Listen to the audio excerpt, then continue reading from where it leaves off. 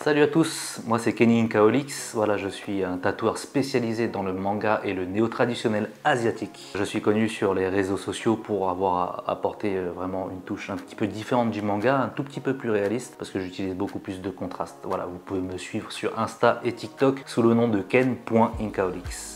Alors aujourd'hui, j'aimerais aborder un thème. On me pose souvent la question, quelle préparation mentale adopter avant de se faire tatouer? La plupart d'entre vous se lancent dans les premiers projets ou les premiers gros projets. Un bon nombre est déjà tatoué, des petites pièces, etc.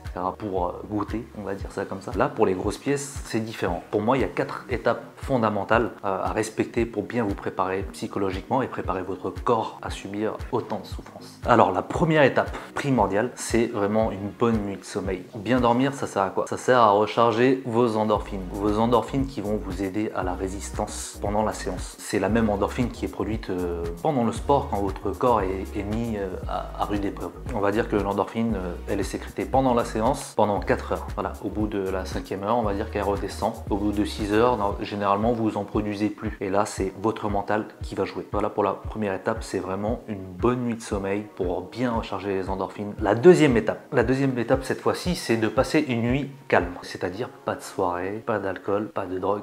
Oui, c'est dommage parce que le tatouage c'est rock'n'roll. Passer une nuit calme c'est essentiel, ça va vous aider aussi à avoir une bonne nuit de sommeil parce que généralement quand on a bu et qu'on a fumé ou ce que vous voulez, le lendemain on se réveille quand même avec une barre sur la tête. Donc c'est pour ça que c'est essentiel de passer une nuit très calme et pour être vraiment prêt psychologiquement et que votre corps soit prêt vraiment à recevoir la séance de tatouage. La troisième étape, c'est vraiment éviter les altérations de peau. C'est-à-dire que les altérations de peau, c'est causé vraiment par pas mal de choses, comme par exemple par le soleil. Évitez de bronzer, d'avoir des coups de soleil parce que on ne tatoue pas sur un coup de soleil. Voilà, ça va mal cicatriser et c'est inconfortable pour nous les tatoueurs. Voilà, évitez de bronzer, évitez de vous faire trop de gommage, etc.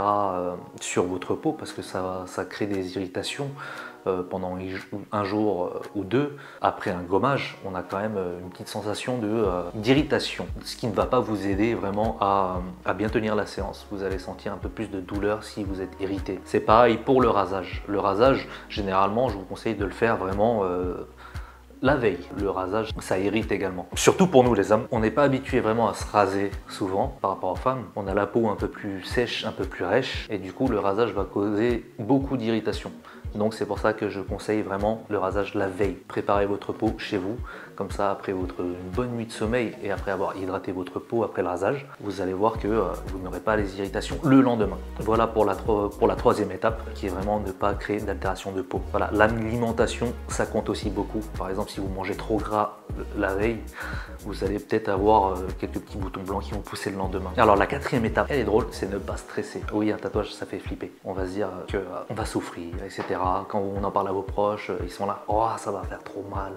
Donc évitez de stresser. Alors selon vos tatoueurs, oui, selon votre type de tatouage, oui, la douleur peut varier. Par exemple, si vous faites une pièce en noir et gris et une en couleur, il y a une grosse différence de résistance entre les deux. Voilà. Une pièce en noir et gris, c'est plus facile. C'est plus facile, mais il faut éviter de stresser à tout prix. Parce que le stress, ça cause quand même quelques dégâts. C'est-à-dire que j'ai déjà eu des clients, à cause du stress, qui ont fait des malaises juste parce que je leur ai mis un trait de repère au feutre. Ça, c'est causé vraiment par le stress. Alors, évitez de stresser et les accompagnateurs surtout, qui ont tendance à, quand ils vous accompagnent, à être là, ah, tu vas douiller, ah, tu vas douiller. Cela, non. De toute façon, c'est à nous, les tatoueurs, de leur dire, oh, calme-toi. Il faut qu'ils soient bien psychologiquement, ne le fais pas stresser davantage. Vous allez toujours stresser un peu, mais il faut minimiser la chose. Voilà les conseils que je peux donner vraiment pour vous préparer psychologiquement, mentalement et préparer votre corps pour autant de souffrance. Voilà, je dis souffrance, mais c'est plus désagréable que douloureux. Et généralement, on a plutôt mal au coccyx qu'à l'endroit du tatouage parce qu'on reste assis toute la journée sur la même position. Si tu t'intéresses professionnellement au tatouage et que tu es en manque de conseils, clique dans la barre de description. Tu y découvriras le programme Tattoo Fondation. On arrive à la fin de cette vidéo. N'hésitez pas à nous mettre un petit pouce si ça vous a plu, de nous suggérer en commentaire ce que vous aimeriez voir d'autres comme vidéo et n'hésitez pas à vous abonner parce qu'il y aura plein d'autres vidéos sur des thèmes concernant le tatouage. Merci d'avoir regardé, merci de votre soutien et à très bientôt.